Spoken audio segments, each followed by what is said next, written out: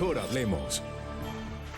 Muy buenas noches, bienvenidos. Hoy adelantamos el programa Mejor Hablemos. Va a durar esta emisión 1 hora y media. Levantamos el noticiero Tu Mundo Hoy. Al final tenemos un breve resumen de las noticias más importantes del día. Pero hemos tomado esta decisión porque queremos ser una herramienta para todos nuestros televidentes que aún no tienen decidido su voto para este domingo o que han estado pensando en abstenerse. Queremos darles, con los tres analistas que nos acompañan, las herramientas para ayudarlos a decidir el voto. Les voy a presentar a los analistas. Ellos son de izquierda a derecha: Salomón Kalmanovitz, economista, columnista, académico. Bienvenido. Muchas gracias por invitarme. John Sudarsky es consultor empresarial, es sociólogo político, fue congresista. Gracias por acompañarnos. Un gusto estar aquí. Y Nicolás Uribe, consultor empresarial, analista político y también excongresista. Bienvenido. Gracias, Claudia. Bueno, Salomón Kalmanovitz, para quienes lo han leído, pues es lógico que esté aquí argumentando por qué hay que votar por el candidato Gustavo Petro. Nicolás Uribe, para quienes también lo han leído, es lógico que esté aquí para argumentar por qué hay que votar por Iván Duque. Y John Sudarsky, para quienes conocen ya sus posturas, va a decir por qué hay que votar en blanco. Entonces, empiezo con esa pregunta. ¿Por qué hay que votar por Gustavo Petro, Salomón? Bueno, porque Petro es el candidato que va a defender el proceso de paz, lo va a llevar a buena culminación. También el proceso con el ELN, pues yo creo que en caso de que Duque resultara elegido lo va a hacer abortar, porque pues es enemigo de cualquier insurgencia. Me parece también que Petro es un defensor de los derechos humanos, es una persona tolerante con las minorías religiosas, con las minorías de género, y también pues a mí me preocupa mucho que Duque haya promulgado que él va a perseguir, pues va a prohibir la dosis personal, pues en vez de, pues, digamos, dedicarse a la seguridad ciudadana, pues va a meter en la cárcel a los que hacen marihuana recreativa. También me parece muy bueno su programa en lo que tiene que ver con la tributación y un Estado más fuerte.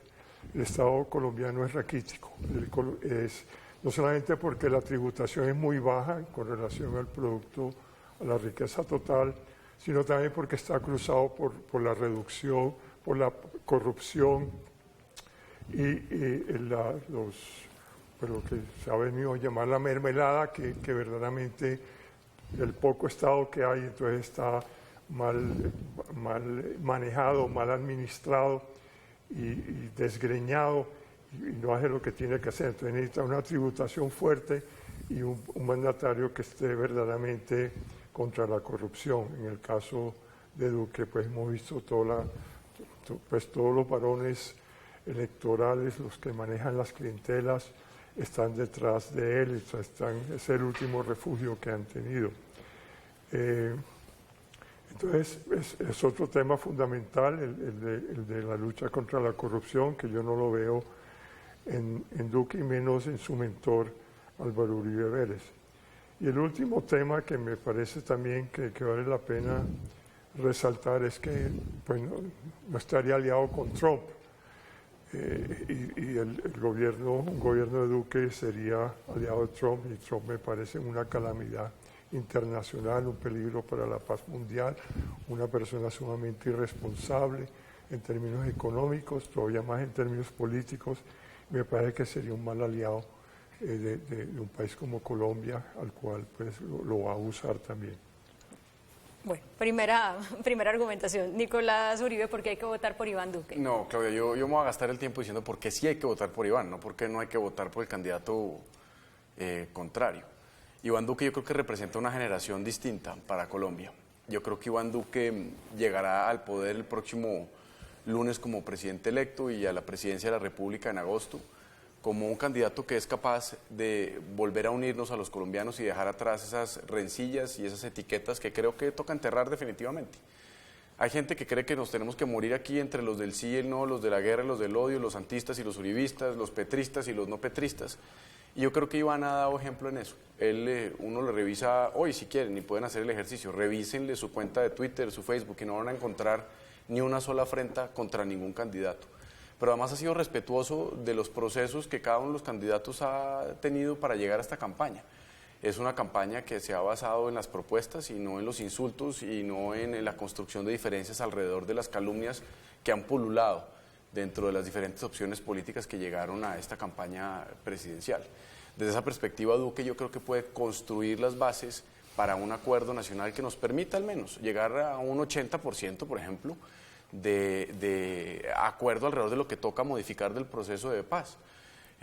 No nos puede gustar a nosotros y creo que no le gusta a la mayoría de los colombianos que la JEP, por ejemplo, firme permisos en donde se dice turismo-vacaciones para que el asesino del Nogal, 36 muertos y más de 200 heridos, esté de vacaciones en Isla Margarita. Yo creo que eso requiere una serie de modificaciones. Esos no son asuntos que fueron escritos en piedra, para usar una expresión muy de moda de la última semana para acá.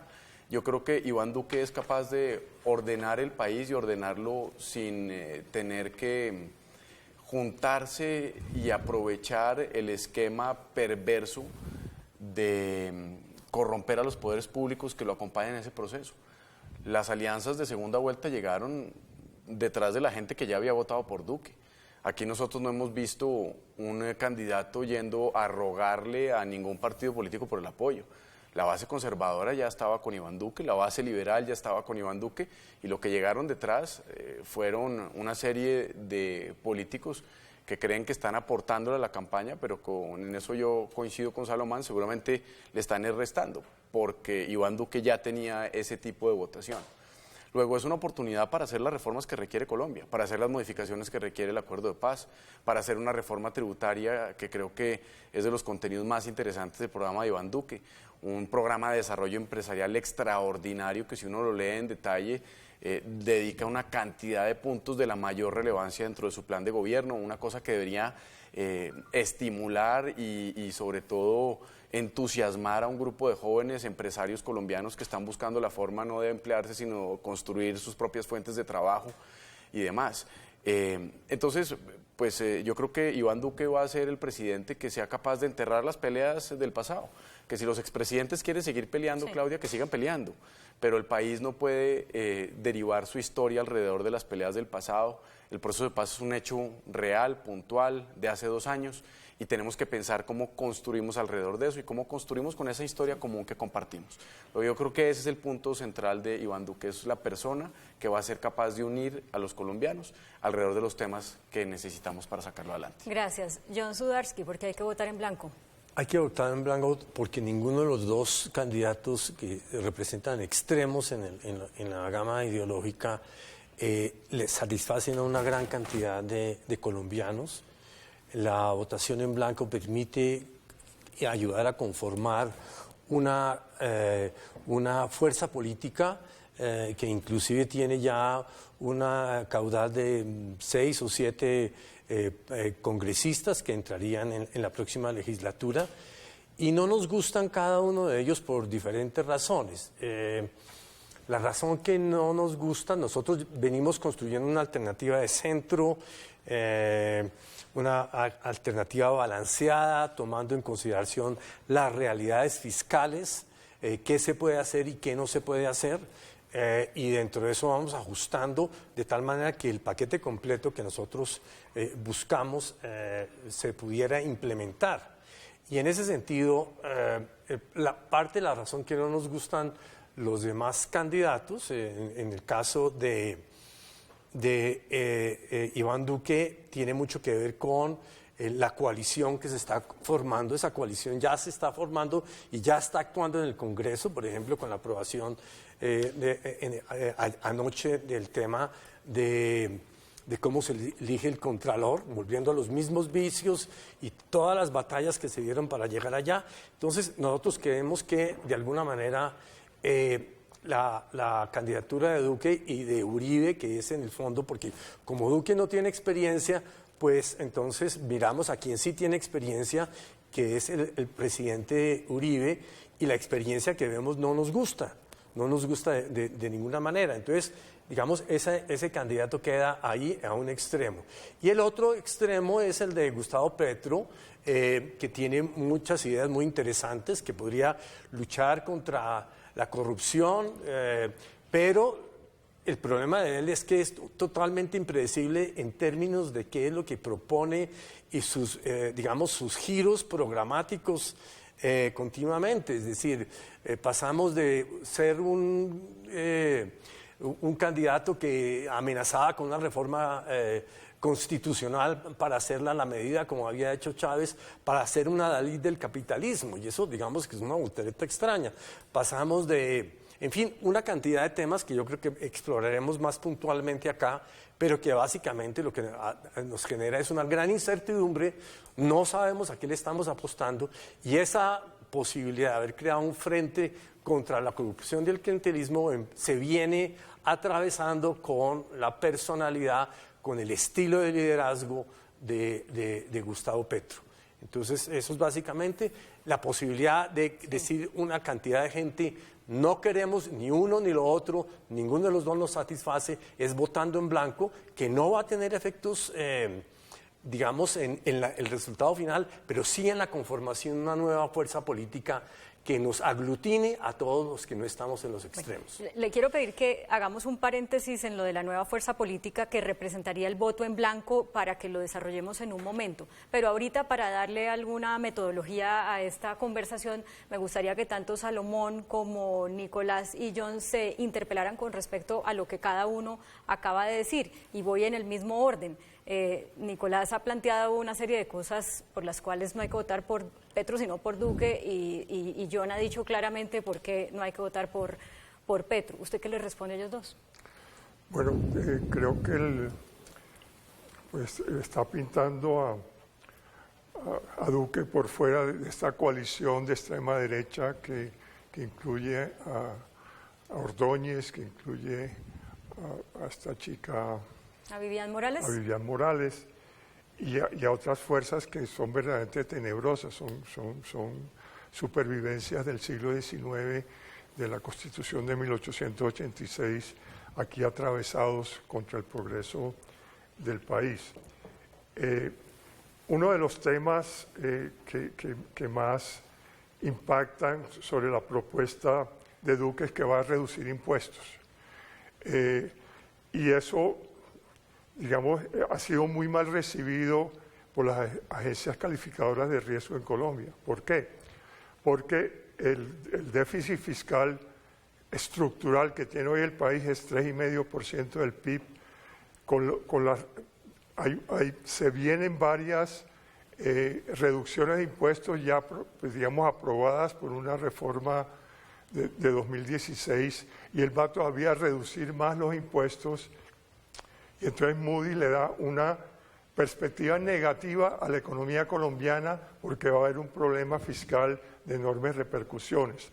El endeudamiento del gobierno colombiano está casi, es la mitad de la riqueza que producimos anualmente. Y digamos, si va a bajar impuestos, para mantener el mismo gasto va a tener que endeudarse adicionalmente.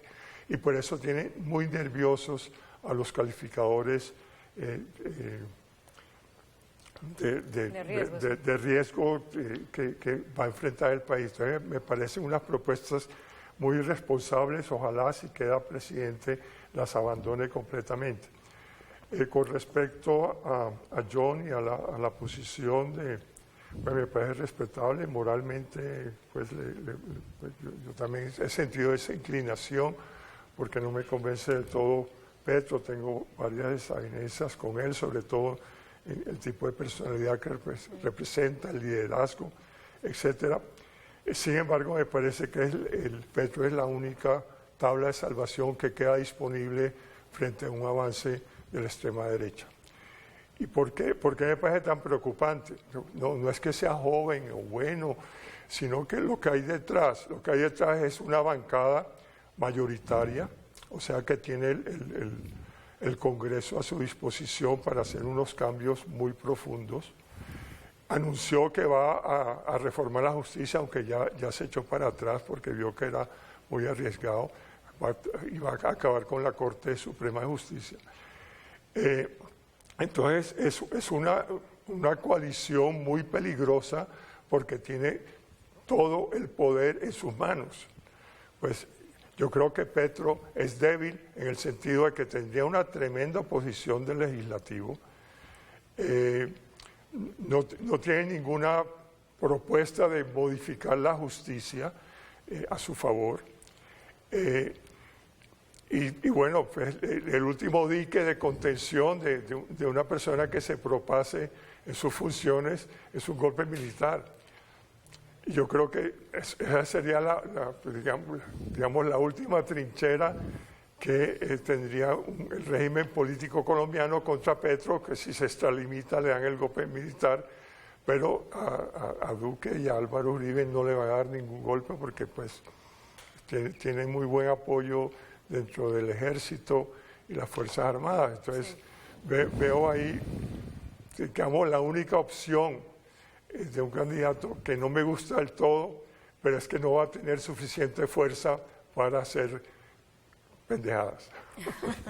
Bueno, Nicolás creo que tiene un montón de cosas que responder y que preguntar también. La verdad es que hay algunas tesis que a mi juicio, y sin por supuesto ofender, me parecen incluso delirantes. Esa idea de que Iván Duque es simplemente un títere de Álvaro Uribe me parece que no se compadece con la realidad. No hay ningún candidato presidencial que llegue a esta dimensión con incapacidades propias. Colombia nunca ha tenido un presidente títere, ni lo fue incluso Juan Manuel Santos, a quien acusaban exactamente de lo mismo hace 8 años cuando fue el candidato del presidente Álvaro Uribe. Lo segundo es que aquí lo que hacen es extradimensionar una serie de gente que se ha juntado a esa candidatura.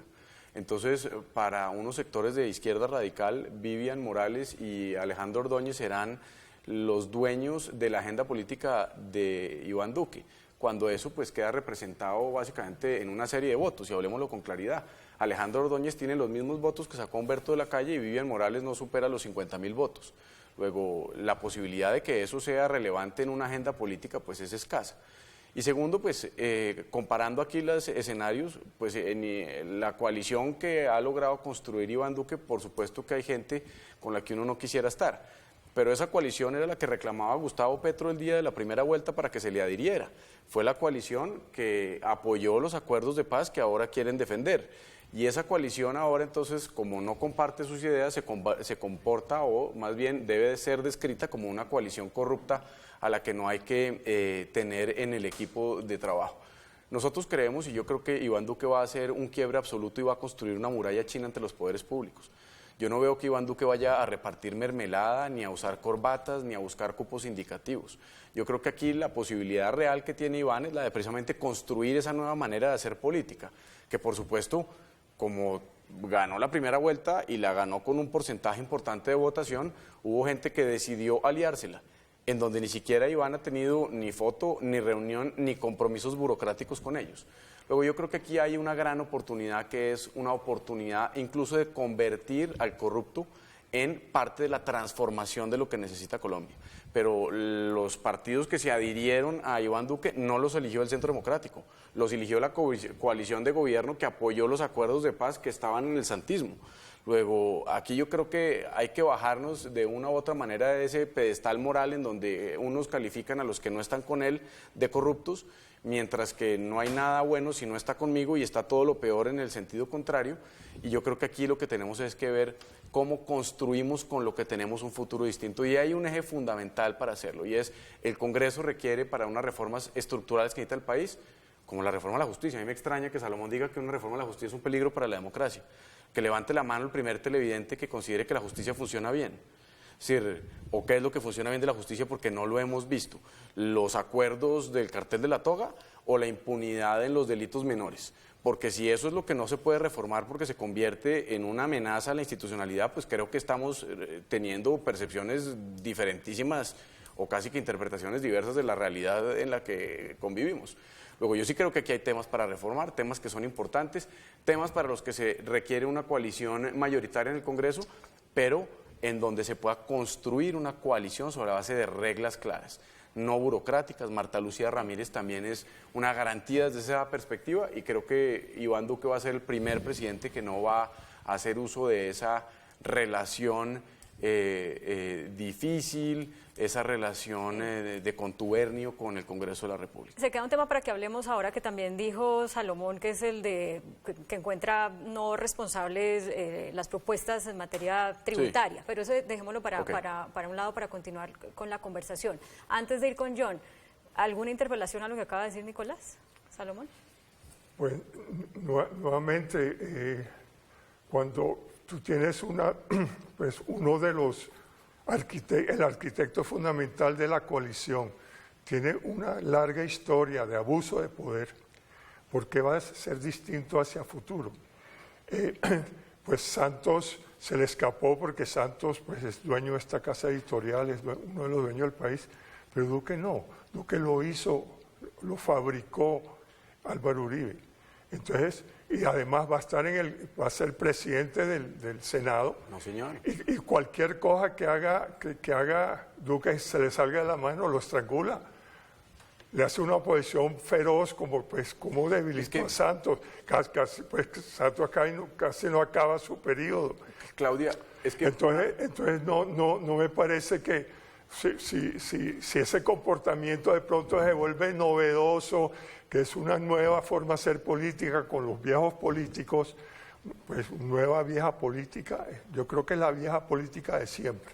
O sea que no va a haber ningún cambio en ese sentido y ahí están todos mezclados y todos le fueron a pedir pues, protección al Señor Supremo y ahí van a estar todos juntos coaligados contra las nuevas fuerzas sociales que se han venido manifestando y que sacaron más de la mitad de la votación en la primera vuelta. Entonces me parece que eso se están muy a la defensiva y van a labrar el camino para que estas nuevas fuerzas sociales no puedan volver a ganar elecciones. Entonces yo le digo a John, yo abandone el voto en blanco y metas el completo. Y por eso quiero que hable John ya en este instante. Ahorita, Nicolás, usted presenta los argumentos, pero esta es, digamos, ¿cómo se llama eso? El dilema en el que está mucha gente que nos puede estar viendo, sí. Y es, yo quiero esta discusión 4 años más, quiero esta cosa de que me presenten el país en blanco y negro, en buenos y malos, dependiendo de quién vea las cosas,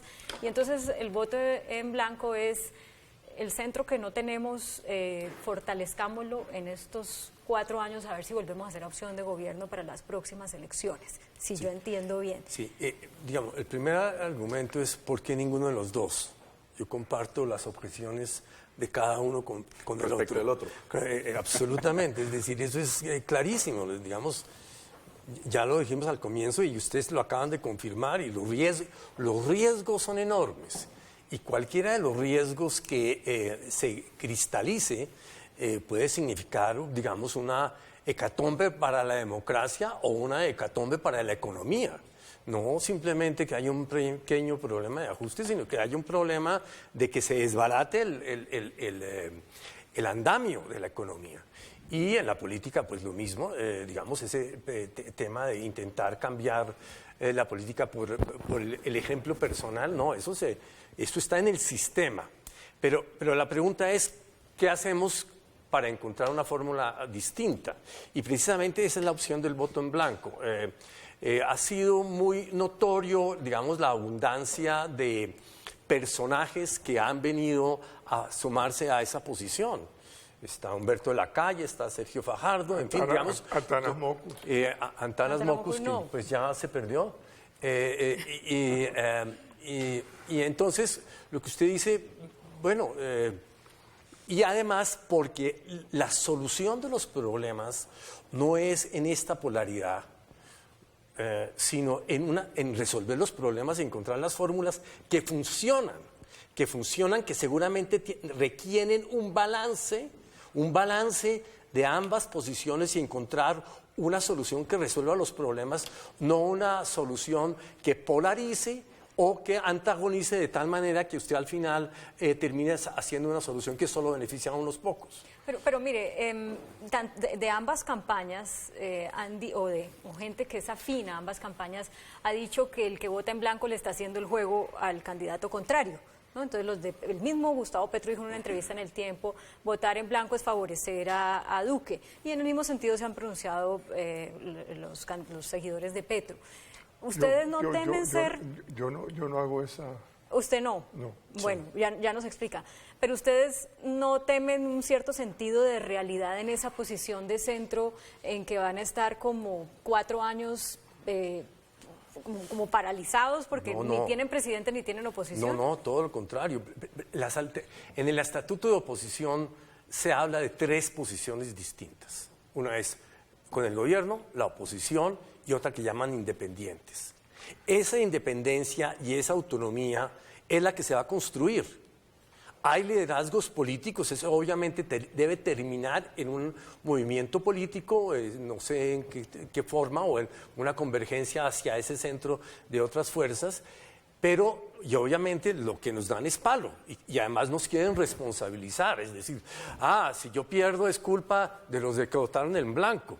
Digamos, eso lo recibimos de ambas partes y digamos, igual nosotros decimos, Claudia López lo dijo muy claramente, la responsabilidad de sacar sus votos es de cada cual, no nos vengan a echar a nosotros la culpa.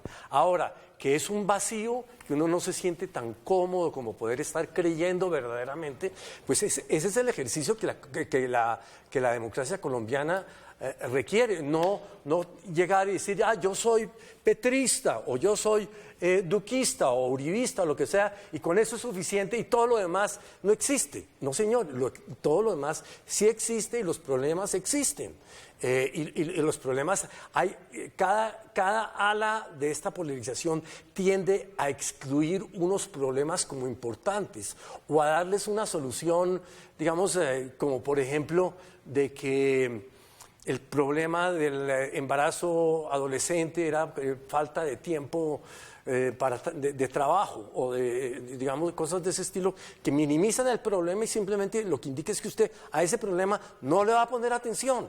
Y eso es lo que nosotros queremos decir, no señores, estos problemas ambos, el problema de la democracia, el problema de la economía, el problema de la paz, son problemas que tenemos que crear una fuerza que apoye la solución, una solución inteligente, una solución racional y que sea un movimiento político, no simplemente un movimiento de opinión. O sea, si concluyo bien, vale la pena votar en blanco para construir un movimiento político que sea fuerte, que sea opción en 4 años.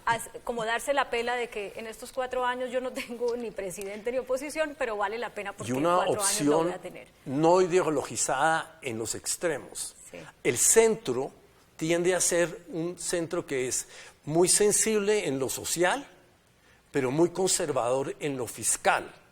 Entonces nosotros nos preocupan ambas cosas, porque nosotros muy a menudo encontramos en los extremos posiciones muy diferentes.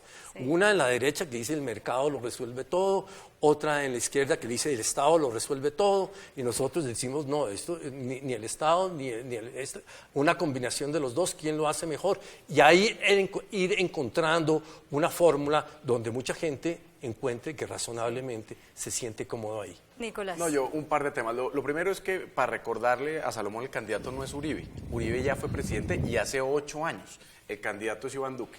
Lo que pasa es que quienes se oponen a Duque tienen un problema tan tremendo y es que es tan buen candidato. No ha cazado las peleas que ha cazado Uribe. No tienen la mochila que carga todos los días los odios del expresidente Uribe, que están encartados. Porque es una persona respetuosa con sus críticos, es una persona que no despotrica del otro, es una persona que no se cree mejor, sino cree que le está sirviendo al país, es una persona que no tiene un historial de corrupción, es una persona a la que usted le podrá decir 1000 cosas, de las que más le puede decir, termina diciendo es que no tiene experiencia, es lo peor que le puede decir a Iván Duque alrededor del tema administrativo. Pero de resto Iván lo que es una figura promisoria de la política colombiana. Y por eso siempre terminamos en este debate hablando de Uribe. Pero si nos vamos a dedicar a hablar de Uribe, pues hablemos entonces del mentor de Petro, que es Chávez y el madurismo. Y entonces hacemos un debate entre el gobierno de Uribe y hacemos un paralelo con el gobierno de Chávez y Maduro, que ese sí es el que inspiró al doctor Petro, que ese sí es el que le gustaba hasta hace 15 días, que ese sí es el que él asesoraba cuando era parlamentario y demás. Y entonces hacemos un debate alrededor de esas dos posiciones y miramos a quién le fue mejor. Si el gobierno del presidente Uribe tuvo promedios de alrededor del 4%, incluso un año 2007 tal vez de 6.8% de crecimiento, y cómo la inflación en Venezuela pues ya no sé cuántos ceros puede tener, o cómo el decrecimiento llega incluso a porcentajes del 15% del PIB. Entonces, todos estos temas yo creo que son importantes, pero en el fondo aquí lo que tenemos es a un candidato que incluso, para un poco rebatirle a John una cosa, y es que no es de extrema derecha. Es que a Iván Duque casi lo derrotan en el Centro Democrático precisamente porque era el candidato al centro del Centro Democrático. Y es la verdad, exactamente, porque Iván Duque no comparte una serie de posiciones en las que creen otra gente que está en ese propio partido, como sucede en todos, que sí pueden tener alguna identidad más cargada a la derecha.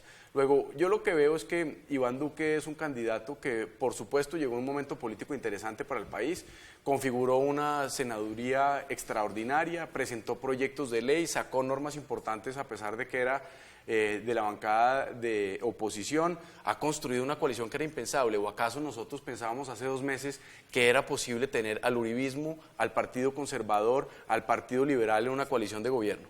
Y que eso no nos puede ayudar a nosotros a construir un país distinto para dejarle a nuestros hijos. No, yo sé, hay gente que quiere vivir en el sí y el no, hay gente que quiere dejarnos otra vez en la paz y en la guerra, y meter el coco otra vez, que es que aquí si no estamos de acuerdo con el 100% del proceso de paz es porque queremos volver a la violencia y nos queremos reventar en el conflicto en el que veníamos. Casi tengo que hacer una pausa para comerciales, Nicolás, pero con respecto a lo que usted está diciendo, para quienes nos están viendo y están pensando en votar en blanco porque no se quieren comprometer con que soy responsable de los desastres que haga Petro, los desastres que haga Duque, ¿usted qué les dice? No, yo les digo, yo respeto perfectamente esa posición. Yo creo que uno no tiene que votar por el que no le gusta. Me parece casi que más censurable desde el punto de vista moral, como aquí ahora la moral de uno que quieren poner a los demás se volvió la más importante. Es más censurable votar por alguien que a uno no le gusta. Pero lo que yo estoy seguro es que Iván Duque los va a terminar persuadiendo más temprano que tarde, porque el país va a recibir del candidato Iván Duque una serie de propuestas en las que le va a quedar muy difícil sumarse, porque va a ser un acuerdo nacional alrededor de la reforma a la justicia, y ahí van a terminar, y ojalá de eso se trata. Yo quiero todos los días es despertarme en un país en donde no tenga que decirme que si el sí o si el no, o el plebiscito, una cosa o la otra. Yo quiero al menos que nos reinventemos las peleas, Claudia. Pensemos en otra cosa, hablemos de temas distintos, pero no vivamos anclados en el pasado que nos ha dividido y que nos ha maltratado familiar, entre los amigos y demás, y construyamos un futuro en donde quepamos la mayoría de todos. Siempre es bueno el disenso, siempre existirá, pero mi aspiración es la que aquellas personas que están diciendo que Iván no es de centro, pues por sus hechos los conoceréis, y cuando empiecen a conocer a Iván Duque se van a dar cuenta que van a coincidir con él en las propuestas que va a hacerle al país. ¿Tenía algo que decir sobre el voto en blanco, Salomón? No, con Nicolás, que de pronto él le salió el cobre de que iba a ser ponderado, que no iba a insultar a nadie, que no iba a adjetivizar, y ahí lo vimos despotricando del chavismo de Petro. ¿Pero despotricándolo? Bueno, Duque estuvo acompañando a Zuluaga en Brasil recibiendo un soborno de Odebrecht. Entonces, me parece que tiene algo que explicar. Pero me parece que eso sí es una acusación que no es cierta. No acompañó a Oscar Iván a recibir ningún soborno, pues por Dios bendito. No. Yo sí creo que es que el problema es estuvieron juntos. Y bueno, es que es parte de un sistema que funciona de esa manera.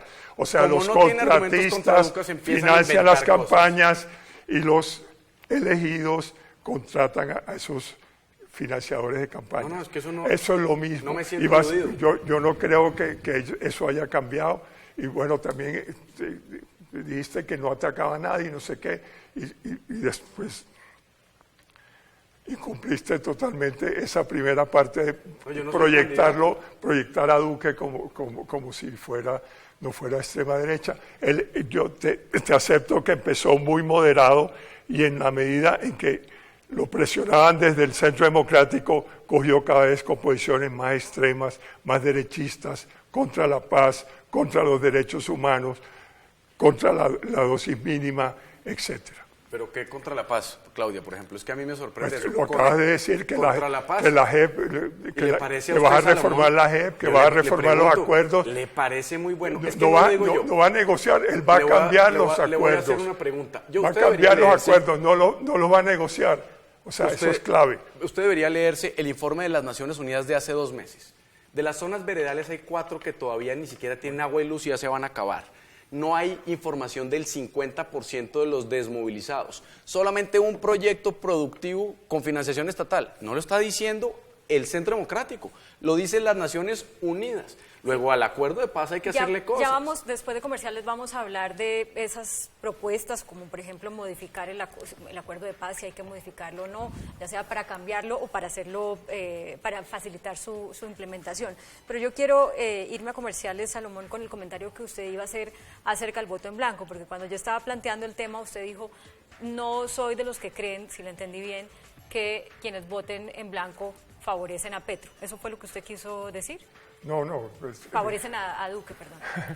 No, lo que digo que la única forma eficaz de detener esta avalancha que se nos viene encima de poder absoluto, de abuso de poder, es elegir un candidato que tenga menos poder, que tenga menos posibilidades de hacer las locuras. Entonces, digamos, es un argumento que defiende la eficacia del voto a favor del candidato que pueda hacer menos daño. Entonces, por eso pues, yo le... O sea, ¿usted está votando más contra Duque que a favor de Petro? Sí.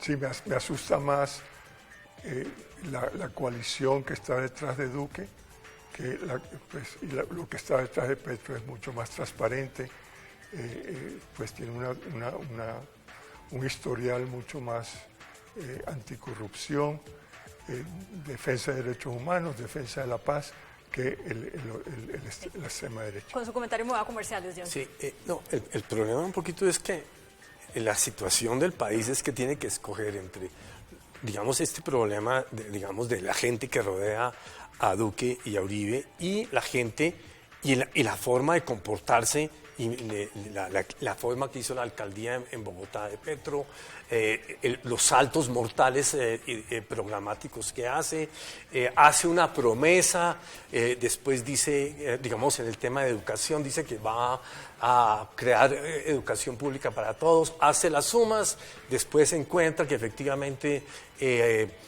digamos, no le alcanza la plata, entonces se la quita a las carreteras, después decide que el enemigo de las carreteras, para dejárselo a los bancos, después decide que los bancos no le interesan, porque claro, esos son los dueños del país, y entonces decide que esa plata que va a utilizar para las obras de 4G se las va a quitar a las regalías, que es a todo el país. Entonces, digamos, ese tipo de sumas y restas, que es lo mínimo, por eso le tocó poner un mandamiento diciendo que tendrá responsabilidad fiscal, porque eso, digamos, convencionalmente no ha sido uno de los fuertes precisamente de la izquierda, y la responsabilidad fiscal es la que nos conduce a que tengamos una crisis estructural importante. Bueno, hablemos del tema económico, porque para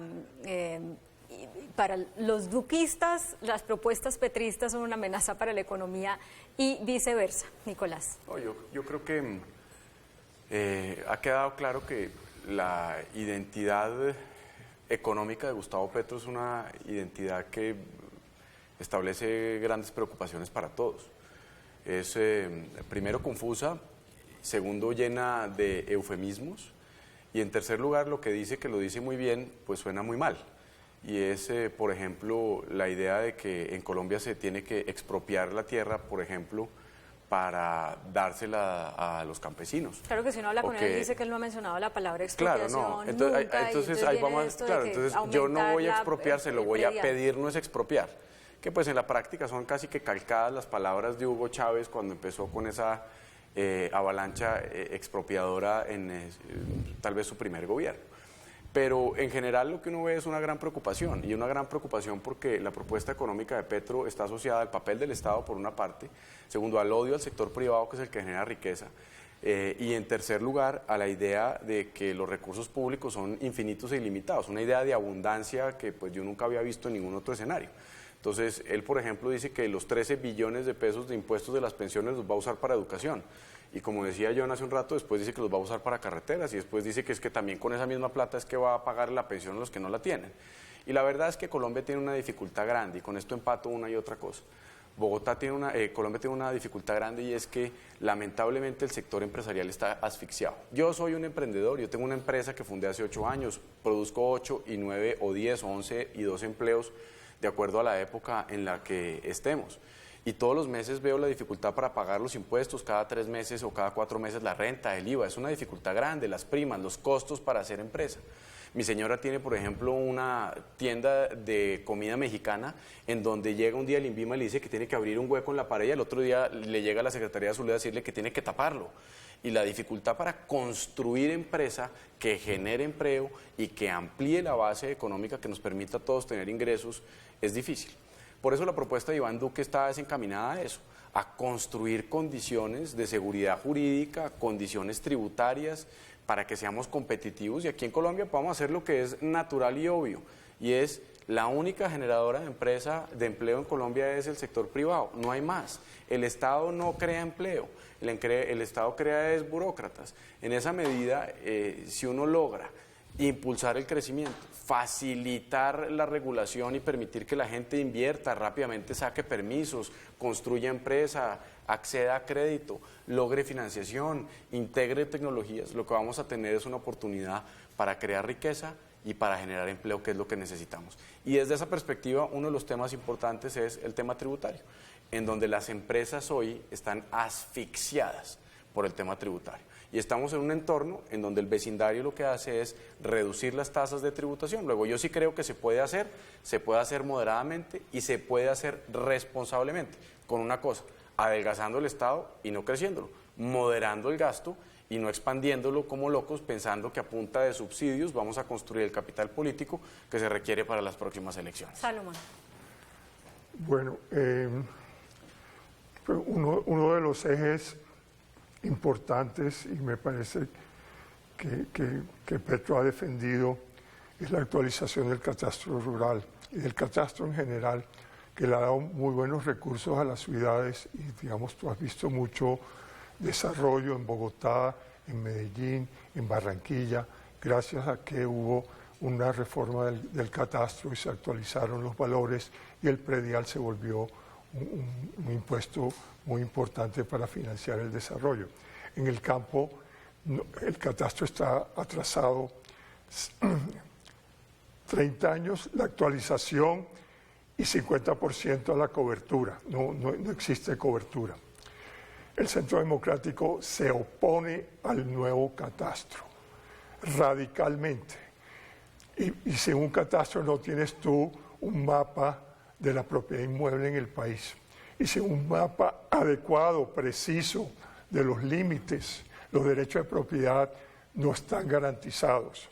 Y durante el conflicto vimos el desplazamiento de 7 millones de personas, 700.000 propiedades pasaron a engrosar las mayores de 1.000 hectáreas.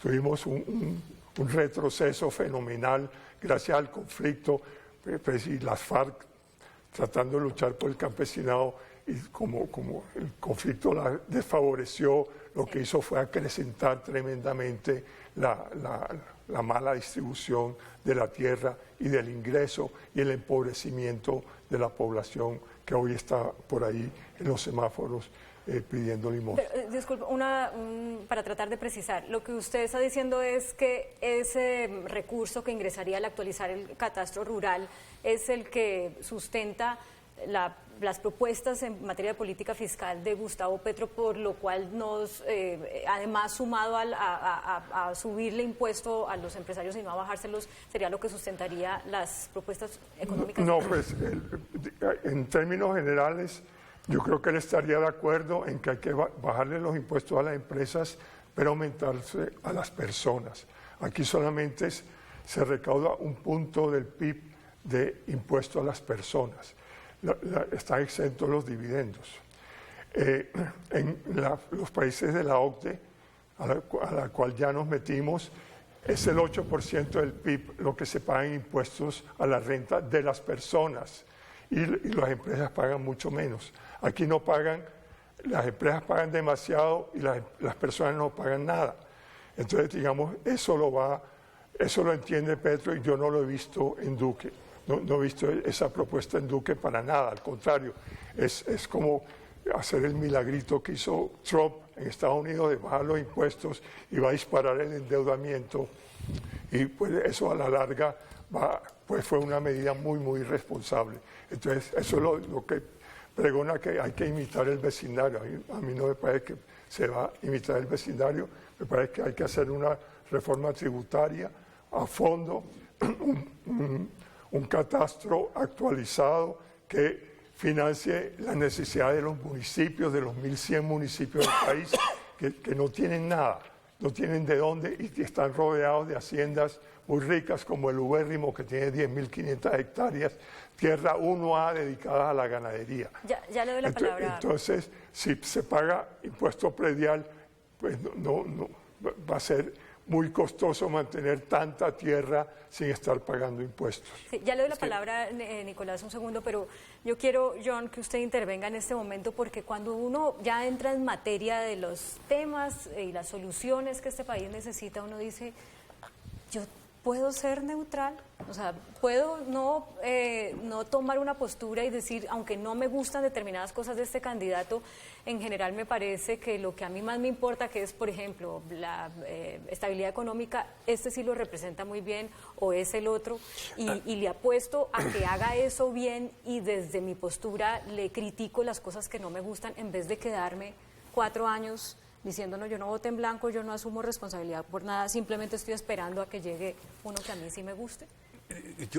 Digamos, esa no va a ser la posición. La posición va a ser decir, por ejemplo, de estos dos puntos de vista, uno puede decir es que necesitamos ambos. El tema del catastro rural es absolutamente indispensable para la reforma del campo, inclusive para poder consolidar digamos, el proceso mismo de paz. Eso es fundamental. Y generar un espacio para la capacidad empresarial, para el emprendimiento, también es fundamental. Y creo que inclusive ambos han estado de acuerdo con eso. El problema es qué cosas no estamos de acuerdo. Y muy a menudo el tema se centra sobre todo sobre el tema de que hay ciertos riesgos fiscales grandes. Salomón mencionaba el tema de las calificadoras de riesgo. Las calificadoras de riesgo están encima tanto del programa de Duque, cuando dice que va a bajar los impuestos, como dentro del programa de Petro, que dice que va a acabar con la economía, digamos, para caricaturizarlos. En el momento solo que Petro suba, simple y llanamente eso va a introducir un riesgo en la economía. Eso se nota, por ejemplo, tan evidente como la cantidad de proyectos que están suspendidos esperando que se decida quién va a ser presidente, porque para mucha gente el riesgo de que Petro suba implica un riesgo enorme, y entonces el día siguiente el riesgo país va a aumentar el costo de la deuda, y va a terminar el país en un problema muy delicado que puede inclusive crear una crisis fiscal que le permita a ninguno de los, pues en este caso a Petro, implementar parte de su programa. Entonces, las cosas buenas, pues perfecto. ¿Quién va a decir que no? Se afirma que uno que sí, otro que no, pero hay otros riesgos, porque el fondo del tema, en el tema económico, el riesgo no es un tema puntual, es un tema, digamos, de crisis y que digamos, se desbarate la estantería, como habíamos hablado antes. Nicolás. Yo un par de temas alrededor del tema rural y alrededor del tema económico. Petro no ha dicho que va a bajar los impuestos a las empresas, todo lo contrario. Él lo que ha insistido es que hay que construir las condiciones para que las empresas paguen más porque no están pagando lo suficiente. Y esa es la realidad de la propuesta de Petro, como si aquí no estuviéramos suficientemente asfixiados con eso. Y alrededor del tema de catastro yo creo que no hay duda alrededor de eso. Colombia necesita saber qué es lo que tiene, cuánto vale y a qué se dedica. Y de quién es, por supuesto. Pero la propuesta de Petro alrededor del tema de la tierra es muy peligrosa. Y es muy peligrosa no solamente porque lo que busca es quitar tierra, que no es tierra además improductiva, sino productiva. Lo dijo allá en Puerto Tejada, hablándole a campesinos que tienen todo sembrado. Y sembrado en la industria agropecuaria, en la industria agroindustrial más productiva de Colombia, que es la de la caña de azúcar, en donde más se produce que en cualquier otro lugar del mundo. ¿Y a esa gente le va a pagar con plata? Por supuesto que no le va a pagar con plata. Le dice que le pagará con papeles del Tesoro. Es decir, que tampoco le va a pagar. Y además va a incrementar los impuestos a la tierra. Entonces, ¿qué va a pasar con el precio de los alimentos? ¿Cuántos campesinos hoy es que son capaces de producir en su tierra barato como para poder sacar y llevar sus alimentos a las cadenas de comercialización, como para que lleguen de un día para otro y le digan, no, es que es muy poco lo que usted paga por su tierra, tenemos que incrementárselo? Entonces, aquí la realidad es que lo que dice la propuesta en serio de Petro es que vamos a asfixiar con impuestos al propietario de la tierra para podérsela comprar a precio de huevo y pagársela con bonos del Tesoro. Eso es lo que dice la propuesta de Petro, por supuesto, sin eufemismos. Lo otro empieza a meterle el campesino, la ruralidad, habla del conflicto armado. Es que el principal terrateniente, Claudia, de Colombia es las FARC. Es el más grande de todos. A ellos es a los que primero toca expropiarles esas tierras que se quedaron de todos los campesinos y que no incluyeron ninguna en el listado de escobas y demás cosas de Cuarto de San Alejo que entregaron hace un poco de meses hablando sobre el tema de reparación. Luego, aquí hay temas importantes, por supuesto, hay que quitar la tierra primero a lo que lo tiene sembrada de coca, 200.000 hectáreas sembradas de coca para dedicarlo a la producción de alimentos. Y ahí es que proveer bienes públicos, construir infraestructura, garantizar créditos, hacer asistencia técnica para poder poner a producir el campo. Pero eso no es propiamente lo que está proponiendo el candidato Gustavo Petro, por supuesto. Con su comentario me voy a comerciales de nuevo. Bueno, pues nuevamente está agitando el miedo a Venezuela, que Petro es Venezuela. Como si Petro fuera general del ejército, que Chávez era coronel de la Guardia Nacional, y se fue fortaleciendo cada vez más y tenía el ejército detrás. Pues Petro no tiene eso, por eso yo hablé primero de que el último cortafuegos que le queda al régimen político colombiano es el ejército, y eso no lo tiene Petro y nunca lo va a tener. Entonces por ahí no va a poder hacer nada. Todo lo que dijo es exagerado, es mentira, no lo ha dicho Petro. Y bueno, nuevamente dice que sí se necesita el catastro, pero pues Uribe dijo que no, y yo no he oído a Duque diciendo que sí lo va a hacer.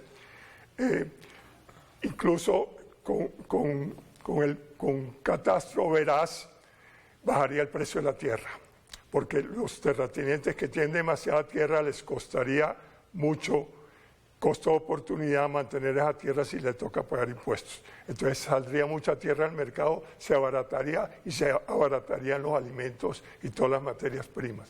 Entonces no es cierto que se van a aumentar los impuestos al campesinado, que la tierra de ellos no vale nada. Casi todos son menos de 5 hectáreas.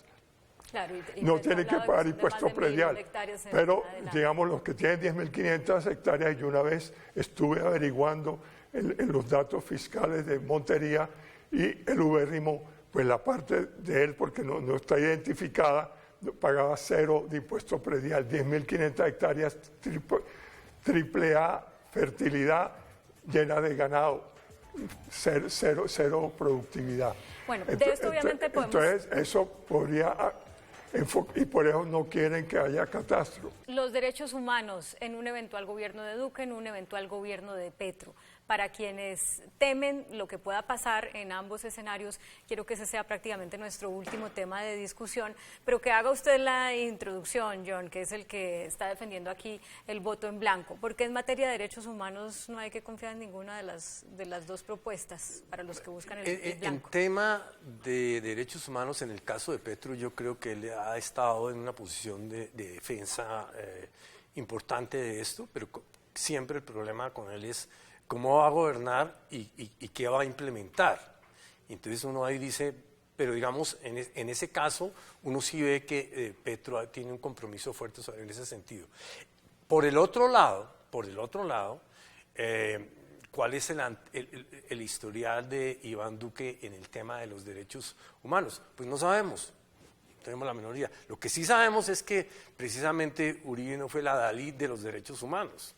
Y precisamente nosotros sabemos además que durante su gobierno hubo un fuerte ataque contra la sociedad civil, digamos, los mecanismos de participación y en general, digamos, no tiene una hoja absolutamente limpia en ese sentido, pues se habla pues, de todo el otro tema de los falsos positivos y tal.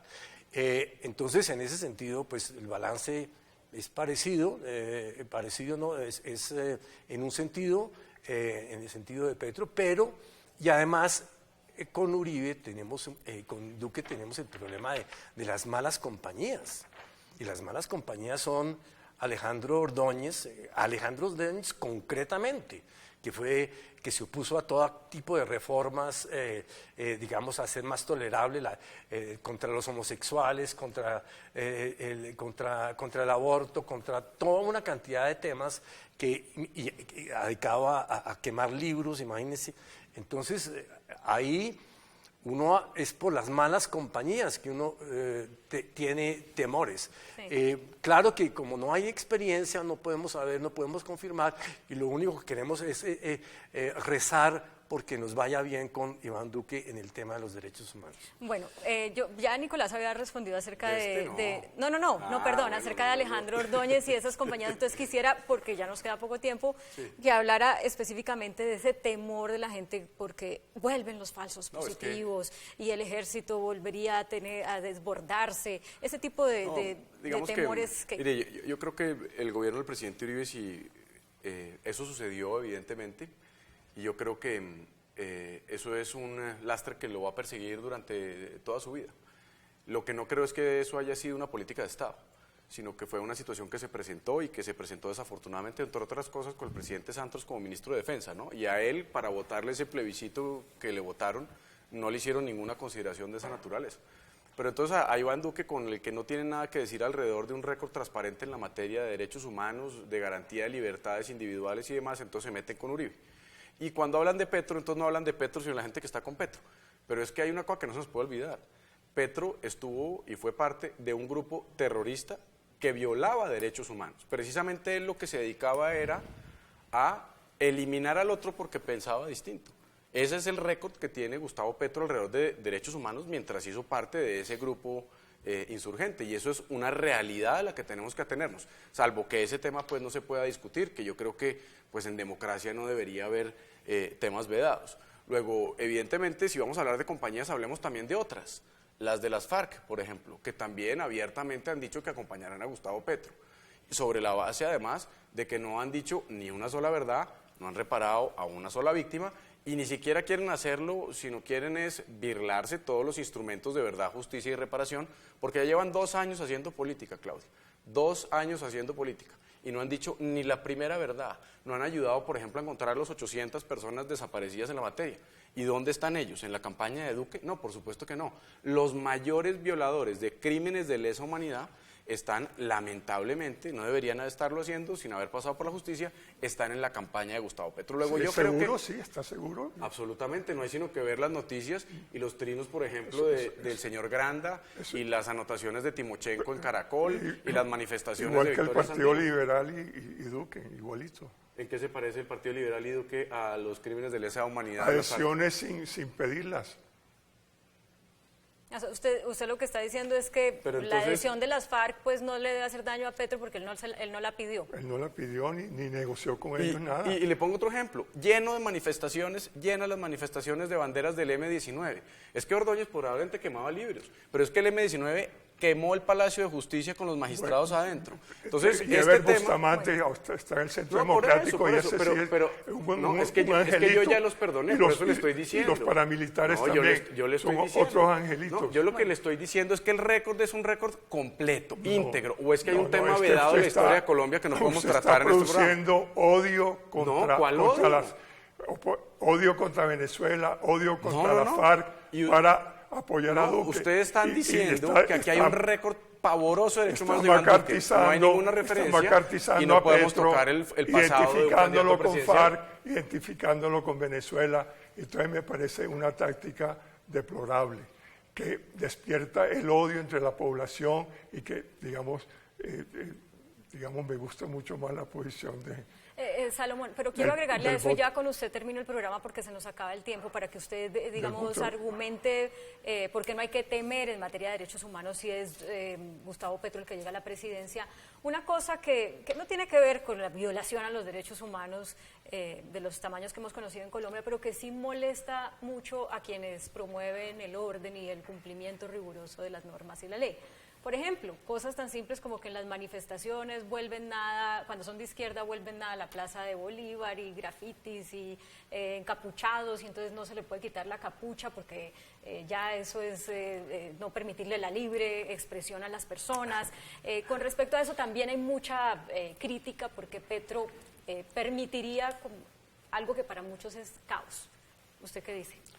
No, de acuerdo. A mí me pareció que su política como alcalde de Bogotá y frente a la séptima y la invasión del espacio público fue mala política, y pues mantendría mi crítica en ese respecto también frente a las manifestaciones que puedan conducir al un libertinaje de esa forma y de que abusen del espacio público, pero digamos es lo natural entre todos los movimientos de izquierda. Tan reprimidos han estado que permiten que estos grupos de extremistas se puedan asumir la vocería de los que no pueden expresarse generalmente. Entonces, digamos, el fin del conflicto con la FARC ha permitido que florezcan mucho más las versiones civilizadas de la izquierda y no estas que son un poco barbáricas. Bueno, pero en materia de derechos humanos, ¿Petro da tranquilidad? Petro da mucha más tranquilidad que la coalición que acompaña a Duque. ¿Punto? Así de simple. Sí. Bueno, entonces nos queda un minuto para que quien cierre sea John. Y yo insisto con lo que le planteaba y con lo que mucha gente dice. Votar en blanco es desperdiciar el voto, votar en blanco es ser cobarde, votar en blanco es ser nadie, es igual que abstenerse. ¿Usted cree que es ser cobarde, estar aquí oyendo argumentos inaceptables de un lado y del otro? ¿Eso es ser cobarde? Ser cobarde es entregarse a una causa y respectivamente de los defectos que tenga ella. Pierde uno la capacidad crítica. Digamos, se vuelve, lo que necesita es un adalid al cual uno adorar y seguir en las buenas y en las malas y continuamente. Precisamente lo que nosotros queremos, lo que hace uno cuando vota en blanco, es decir, no voy a entregar mi conciencia aceptando elementos de cada uno de los candidatos que son inaceptables para mí. Y como eso se va a convertir en un fenómeno masivo, entonces no va a estar uno solo, sino que se va a ir organizando y creando un movimiento, y no voy a estar yo solo y aislado, sino vamos a encontrar una manera de que esa identidad del centro y la identidad de los que voten en blanco se irá organizando como una fuerza y consolidando además con, digamos, ya las campañas de Humberto de la Calle y de Sergio Fajardo, que logró articular que se retiró 8 días, mientras bueno, ocupan el espacio de ustedes dos. Pero básicamente lo que vamos a construir mire el adelanto que tuvo Fajardo, y estoy diciéndolo como un ejemplo de un abanico grande de personas que pueden estar ahí. Digamos, casi le ganamos a Petro, nos faltaron 200.000 votos, sacamos 4.600.000 cuando 8 días antes decían todo el mundo que nos habían... Y eso, hay mucha gente que después de haberlo encontrado y haber encontrado la moderación y la racionalidad, va a querer continuar dando esa batalla así, en este momento, no tenga importancia, pero la va a tener en el futuro. Bueno, pues yo les agradezco mucho este tiempo, sus argumentos, haber venido acá, Salomón Kalmanovich, a John Sudarsky, a Nicolás Uribe, y espero que sea de utilidad para quienes nos han visto en sus casas y todavía no tenían, ojalá ya tengan una decisión tomada. Vamos a terminar el programa con un boletín de noticias, nos vamos a trasladar al estudio de Tu Mundo Hoy para actualizarnos con lo más importante que pasó en el día. Por lo pronto, como siempre, finalizamos Mejor Hablemos, las caricaturas que serán publicadas mañana en El Tiempo, impreso y en eltiempo.com. Feliz noche.